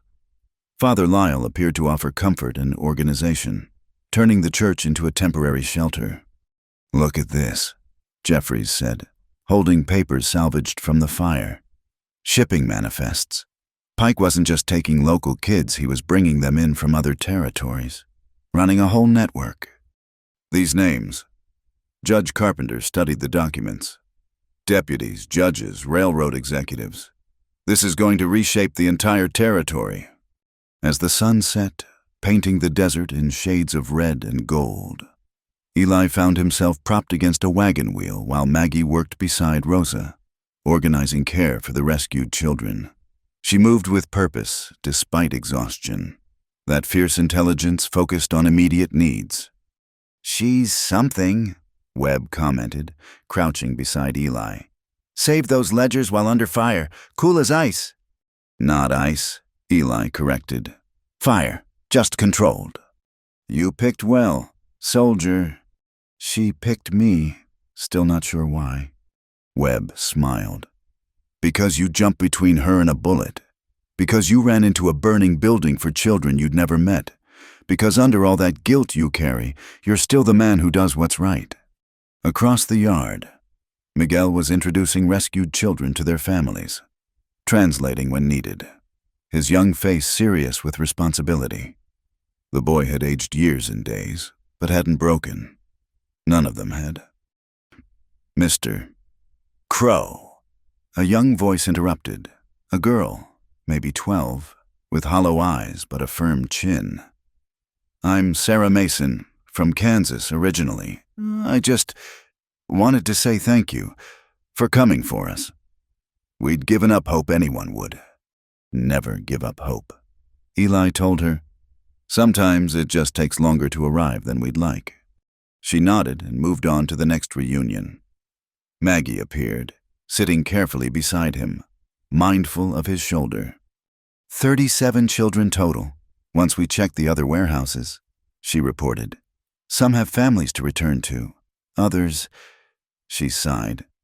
"We'll figure it out. The town's already organizing. Emma Hartley's turning the old boarding house into an orphanage. Says she'll run it proper, with schooling and care. And our school. We'll have plenty of students." She leaned against his good shoulder. "If you still want a bookkeeper teacher for a wife." "Want you any way I can have you. Teacher, bookkeeper, gunfighter, rescuer of children, all of it." They watched Pike being loaded into a prison wagon. His empire demolished. His future nothing but bars and judgment. Other wagons held his conspirators, those who'd survived the battle. The federal government would make examples of them all. "It's really over," Maggie murmured. "This part is," Eli agreed. "Building part's just beginning." As if to underscore his words, Father Lyle approached with a ledger of his own. "I'm documenting everything," he said. "Every child, every crime. This story needs to be remembered. Need to make sure it can't happen again." "It will," Jeffries said bluntly. Joining them. Different faces, different schemes, but men like Pike always exist. That's why we need people willing to stand against them. Speaking of which, Bright interjected, appearing with her usual impeccable timing. "Jeffries, I could use a deputy with your skills. Interested in wearing a badge for real." The gunman looked stunned. "Ma'am, I've done things." "I know exactly what you've done. Also know what you chose to do when it mattered. Badge is yours if you want it."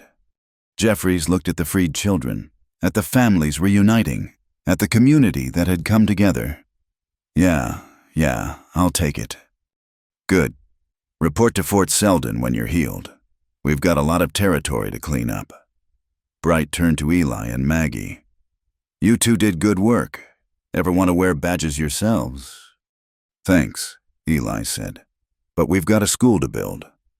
And a life, Maggie added, threading her fingers through his. A real one this time. Bright smiled. Sometimes that's the best law enforcement. Good people living good lives, standing ready when needed. She touched her hat brim. Be seeing you. As night fell, the depot still smoldered, but the important fires burned in heart's determination. Hope, the fierce promise that this territory would be different now. Children were free, families were reuniting. Justice had prevailed, if messily. Ready to go home? Maggie asked. Eli thought of his ranch, no longer empty but full of possibility, of the spring that would water not just land but dreams, of the woman beside him who'd transformed duty into purpose, existence into life. Been ready since the day you arrived, he said. They loaded into a wagon. Eli, Maggie, Rosa, Miguel, and 3 children with nowhere else to go yet. As they rolled away from Red Bluff Depot, Miguel began singing softly in Spanish, a song about rivers and mountains and finding your way home. Behind them, smoke rose into the stars. Ahead, the future waited, uncertain but no longer hopeless. They'd fought for it, bled for it, and won the right to build it. Together, always together. Asterisk, asterisk. Part 7, The Man Who Stood in the Gap, asterisk, asterisk. Thunder rolled across the valley, but it wasn't from the storm clouds gathering overhead. The earthen dam holding the railroad's water supply groaned under pressure, its timber supports creaking like a ship in heavy seas. Pike, wounded and desperate, had led his last loyal men here for a final act of vengeance if he couldn't rule the territory. He'd drown it. He's completely mad, Marshal Bright said, studying the scene through field glasses. That dam gives way. It'll wipe out every farm and settlement downstream. Eli assessed the situation with a soldier's eye. The dam stretched across the canyon, holding back what looked like a lake. Below, the usually dry riverbed wound through a dozen homesteads, including his own ranch.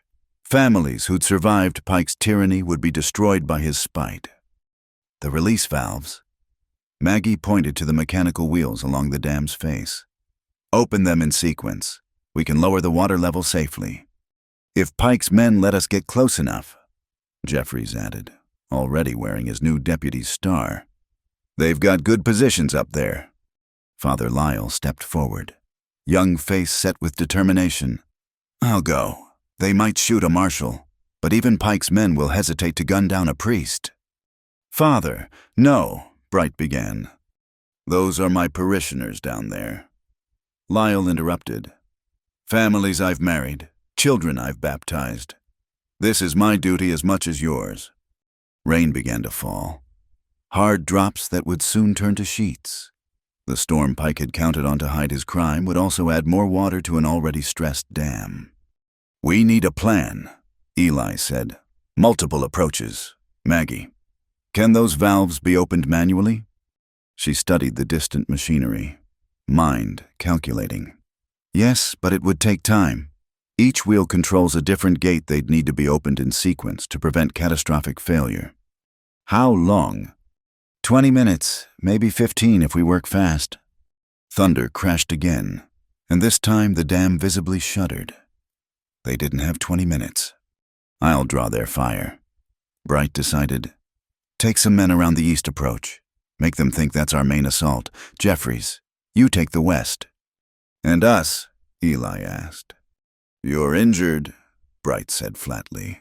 That shoulder. Can turn a valve wheel. We're going straight up the middle. That's suicide. That's necessity. Eli looked at Maggie, saw the same determination in her eyes. We know those mechanisms. We can open them fastest. I'm going too. Father Lyle insisted. Eli's shoulder needs 2 good arms helping. Miguel appeared at Rosa's side, rain already soaking his thin coat. The people downstream, someone needs to warn them.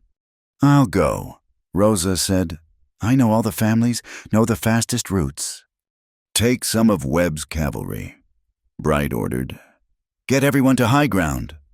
She looked around the assembled group marshal and priest, gunfighter and bookkeeper, mother and child, all united in purpose. All right, God help us all. Move out. They scattered into the storm. Eli led Maggie and Father Lyle along the dam's maintenance road, using what cover they could find. Above them, Pike's voice carried over the wind, ranting about justice and destiny and divine retribution. He's completely broken, Lyle murmured. The man I knew is gone. Man you knew was always a facade, Eli replied. This is just what was underneath. Gunfire erupted from the East Bright's diversion beginning. As Pike's men turned to meet that threat, Eli and his companions reached the first valve wheel. It was massive, rusted from disuse, fighting their efforts to turn it. Together, Maggie said, adding her strength to theirs. The wheel groaned, resisted, then finally began to move. Water gushed from the gate below, a controlled release that dropped the lake level by inches. One down, Eli gasped, shoulder screaming, 5 to go! They worked their way along the dam, turning wheels while gunfire intensified around them. Jeffries and his men had engaged from the west, creating a crossfire that kept Pike's forces busy, but not busy enough. There, one of Pike's men spotted them. Bullets sparked off metal as they dove for cover. Father Lyle stood up, spreading his arms. Please, we're trying to save lives. Your families are down there too. The shooting paused. Some of Pike's hired guns looked uncertain they'd signed on for money, not mass murder. Shoot them! Pike screamed, appearing on the dam's rim. Shoot the priest! Shoot them all! Judge, one of his men said slowly. That's Father Lyle. He married my daughter. I ain't shooting no priest. Then I will. Pike raised his rifle. Several things happened at once. His own man grabbed the barrel, deflecting the shot. Father Lyle rushed forward to shield a fallen Maggie who'd tripped over debris, and the dam, weakened by rain and released pressure, gave its first serious crack. It's failing, Maggie shouted. We need those last valves open now. Eli was already moving, damaged shoulder, forgotten in urgency. He reached the third valve as the dam shuddered again. Through the rain, he could see riders below Rosa and the cavalry, herding families to higher ground, but not high enough if the dam failed completely. Leave it! Pike had broken free from his own men, advancing with pistol drawn. Let them all drown. Let the whole territory know the price of defying me. Father Lyle stepped between Pike and the valve wheels. No, Halford, this ends now. Get out of my way, priest. I stood by too long, Lyle said quietly, rain streaming down his young face. Watched you twist law and justice, hoped you'd find redemption. That's my sin, but these people won't pay for it. Pike shot him. The sound seemed to freeze time. Lyle looked down at the spreading red on his cassock, then back up at Pike with something like pity.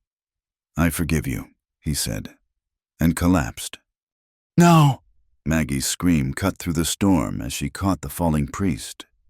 Rage, cold and focused, filled Eli. He drew and fired in one motion, his bullet taking Pike in the knee. The judge went down screaming, gun spinning away, but the damage was done. Lyle was bleeding out while the dam continued to crack. Go! Lyle gasped, pushing Maggie toward the valves. Save them! That's all that matters.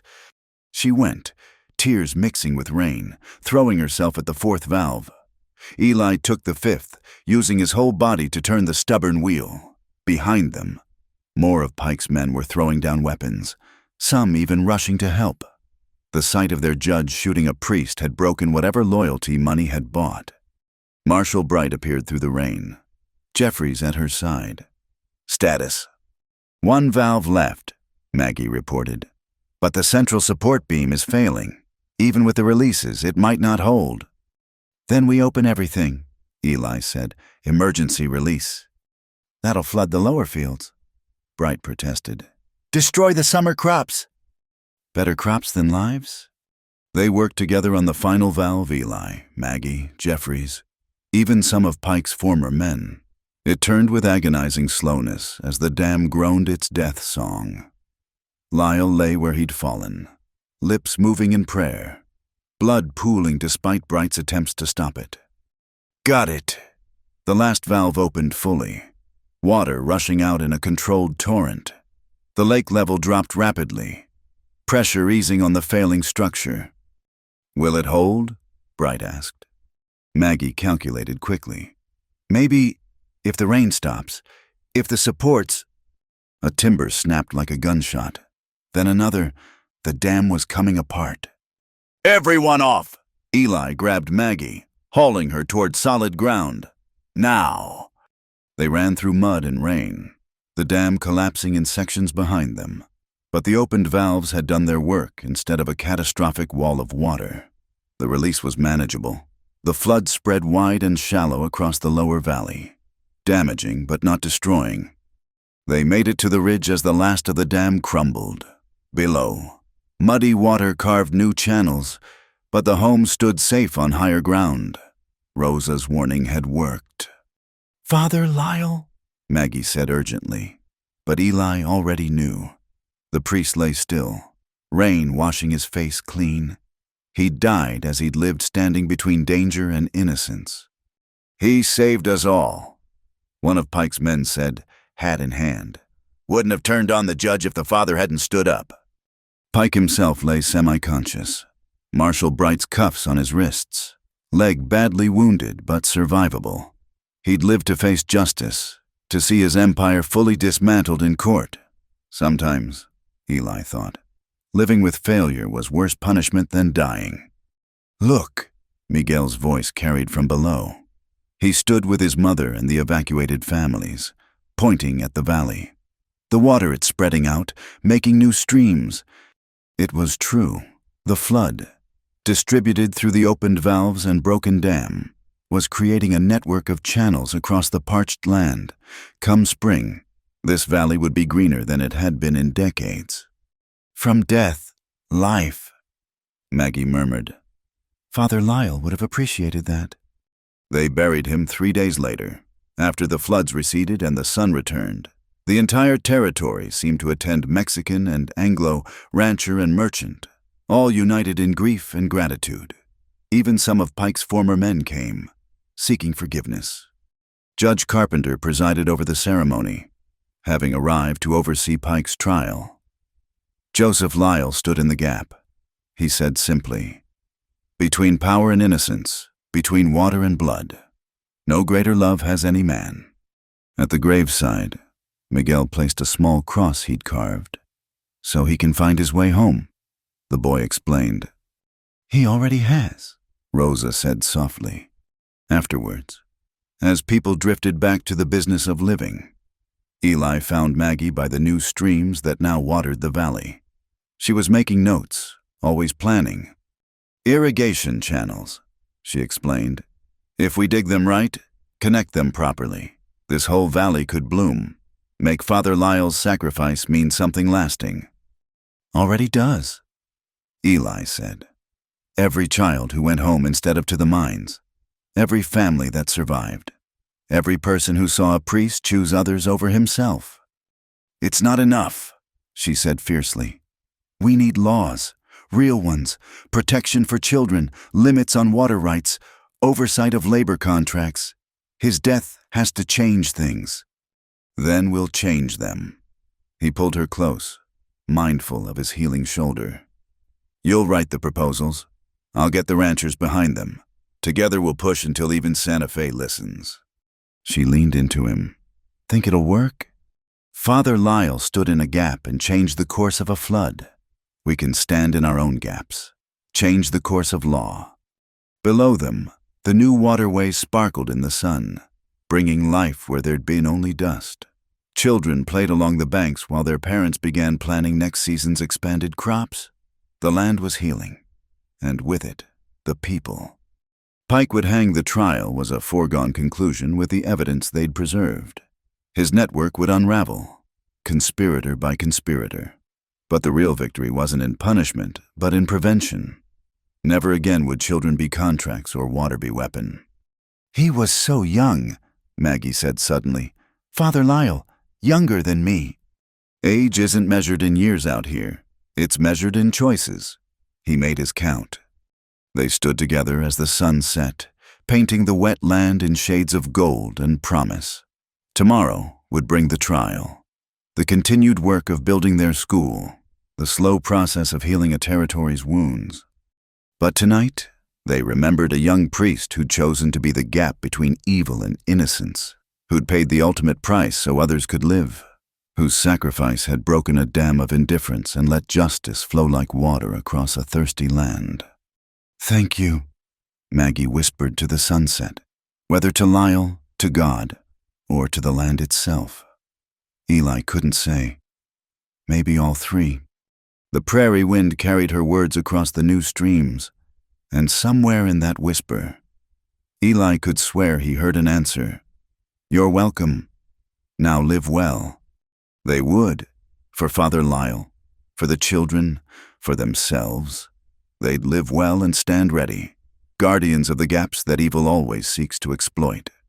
The water flowed on, patient and eternal, carving new paths through old land, and life, stubborn and beautiful, began again. Asterisk, asterisk, Part 8, Clear Water at Little Sable Creek, asterisk, asterisk. The courthouse in Santa Fe stood like a monument to justice, delayed but not denied. 6 months after the dam's collapse, after Father Lyle's sacrifice, the territory watched as the full weight of federal law came down on those who'd traded in children's lives and stolen water. Eli sat beside Maggie in the packed courtroom, her hand steady in his as witness after witness testified. Pike, shackled and diminished, no longer looked like the powerful judge who terrorized the territory. He looked like what he was, a broken man facing the consequences of his greed. "The defendant will rise," Judge Carpenter commanded. Pike struggled to his feet, his wounded legs still weak. The litany of charges took 10 minutes to read: conspiracy, corruption, child trafficking, murder.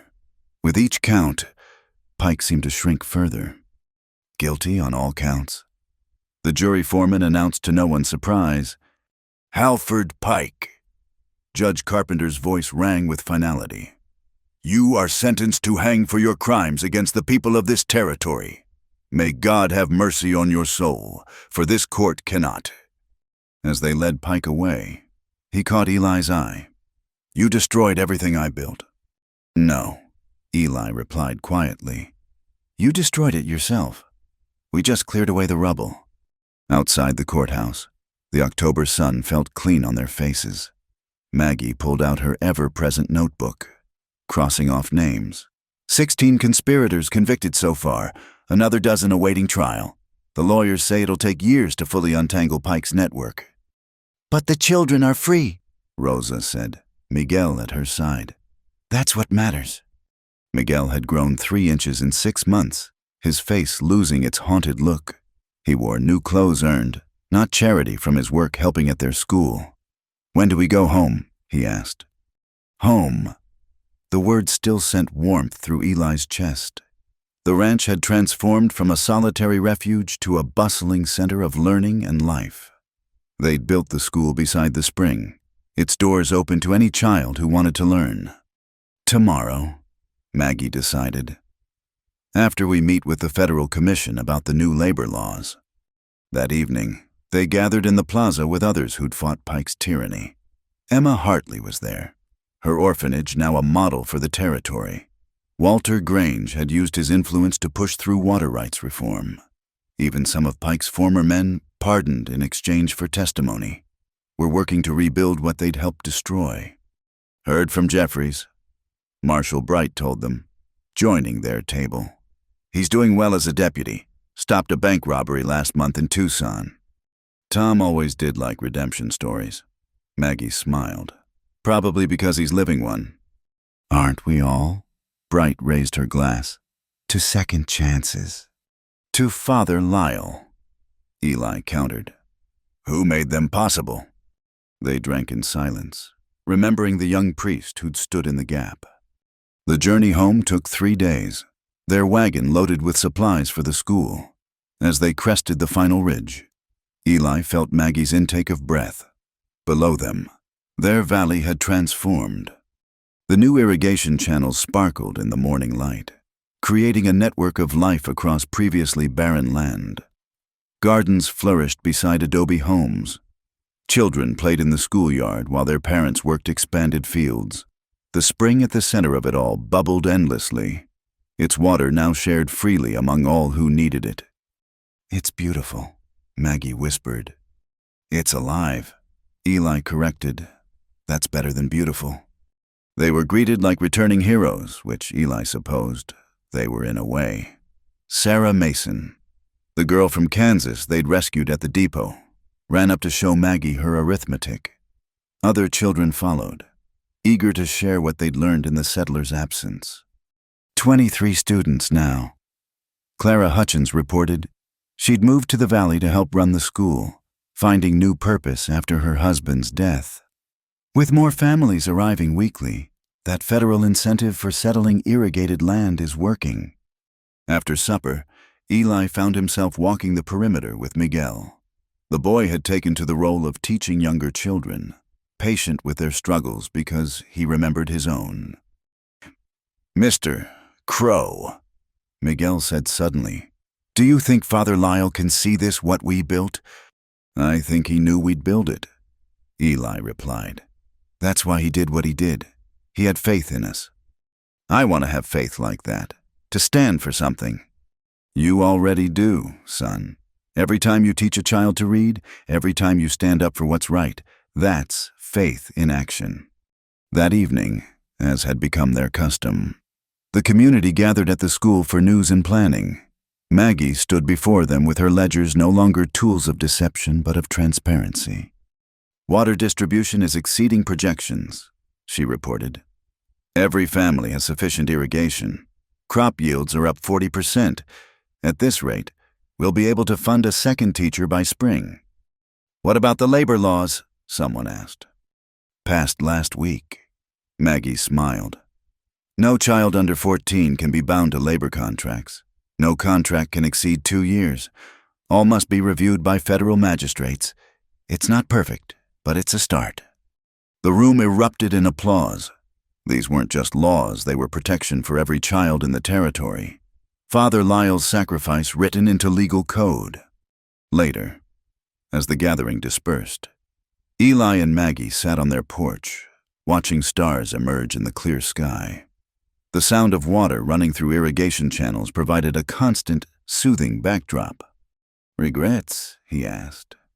"About what?" "Trading your exciting life as a fugitive bookkeeper for this teaching children, managing water rights, being a ranch wife." She laughed, the sound bright as the stars. "Eli Crow, I've helped topple a corrupt empire, fought gunmen, survived floods, and built a school. How is that not exciting?" "When you put it that way." "Besides," she moved closer, "I rather like being your wife, even if you do wake up at ungodly hours and track mud through my clean floors." "Our clean floors," he corrected, pulling her close. "Our floors, our school, our life," she sighed contentedly. Marion Vance could never have imagined this. But Maggie Crow, she was born for it. A horse approached in the darkness, no longer a cause for alarm, but for curiosity. The rider proved to be a young woman, travel-worn but determined. "Looking for the school," she said. "Heard you take in children who need learning." "We do," Maggie confirmed. "You have children."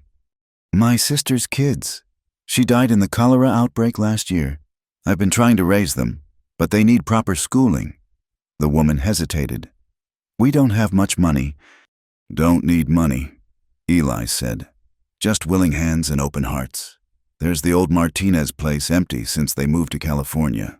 Needs work, but it's got good water rights." The woman's eyes filled with tears. "Just like that." "Just like that," Maggie confirmed. "Though I warn you, once you're here, you're family, and family takes care of each other." They settled the woman and her charges in the empty house. Neighbors already appearing with food and offers of help. This was how they'd grown one family at a time, each adding to the community's strength. As they walked back home, Eli noticed Maggie's hand on her stomach, an unconscious protective gesture he'd seen before in expectant mothers. "Something you want to tell me?" She smiled mysteriously. "Perhaps, but I wanted to be sure first. I've been doing the calculations, and if I'm right, come spring we'll need to expand more than just the school." Joy, pure and unexpected, flooded through him. A child, their child, born into a world made better by sacrifice and struggle. "Have I mentioned lately that I love you?" he asked. "Not since breakfast. You're slipping." He kissed her there in the moonlight. Surrounded by the sound of flowing water and sleeping children and all the promise of tomorrow. When they finally continued home, the old ledger from Pike's office caught his eye, displayed in the school as a reminder. Truth lasts longer than convenience. He read aloud words Maggie had written beneath it. "Our children will know the truth," she said. About what happened here, about Father Lyle, about the price of justice and the power of standing together. "Our children," Eli repeated, liking the plural. "Planning more than one." "I always plan ahead. It's the bookkeeper in me." They retired to their room, but Eli found himself wakeful, mind turning over all that had changed. A year ago he'd been alone, nursing old wounds and older guilt. Now he was husband, teacher, soon-to-be father, part of a community that had chosen hope over fear. Through the window, he could see the new channels reflecting starlight, carrying life to places that had known only dust. In the schoolyard, the bell Father Lyle had blessed waited for morning, ready to call children to learn. Above it all, the cross on the priest's grave stood sentinel, a reminder that some gaps could only be filled by sacrifice. "Can't sleep," Maggie murmured. "Just thinking about gaps, how we all stand in them, one way or another, between past and future, between what is and what could be." She rose on one elbow, studying his face in the moonlight. "And which gap are you standing in now?" "None," he realized. "For the first time in my life, I'm not in the gap. I'm on the other side." "We both are," she agreed. "We crossed over together." In the morning, the school bell would ring. Children would come to learn not just letters and numbers, but justice and courage. The water would flow through channels dug by common purpose. And two souls who'd found each other in violence would continue building something lasting from love. The territory had been transformed not by force of arms, but by force of will. By ordinary people who'd decided extraordinary things were possible. By a priest who'd stood in the gap. A bookkeeper who'd kept true accounts. A gunman who'd chosen badges over bullets. Families who'd risked everything for freedom. "Listen," Maggie said suddenly. Eli did, hearing what she meant, children laughing in their sleep next door. Water gurgling through channels. Nightbirds calling across the valley. The sounds of life renewed. "It's perfect," she whispered. "No," Eli corrected gently. "But it's good, and getting better every day." They slept then, wrapped in each other and in the certainty that tomorrow would bring new challenges, but also new chances to stand in whatever gaps appeared. Together, always together. The old ledger in the school would yellow with age, but its message would endure. Truth lasts longer than convenience. Justice flows like water when people have the courage to open the valves, and sometimes, in the vast wilderness of human cruelty, love carves channels that transform deserts into gardens. The spring bubbled on, eternal and generous, watering dreams as readily as corn. And in a valley once marked by greed, children grew strong and free, living proof that the greatest stand anyone can take is for the future of innocence. The story of Dry Willow would be told for generations of water and blood, ledgers and lies, courage and sacrifice. But at its heart, it would always be about the gaps between what is and what should be, and the people brave enough to stand in them until justice, like water, found its way through. Thank you so much for listening to this story. I'd love to know where you're enjoying this tale. Please share in the comments below where you're listening from so we can connect and share our thoughts together. If you enjoyed this Wild West adventure, please subscribe to my channel, Wild West Night, and don't forget to like this video. And if you really want to help more people discover this story, please hit that hype button. Your support means the world to me. Until next time, partners.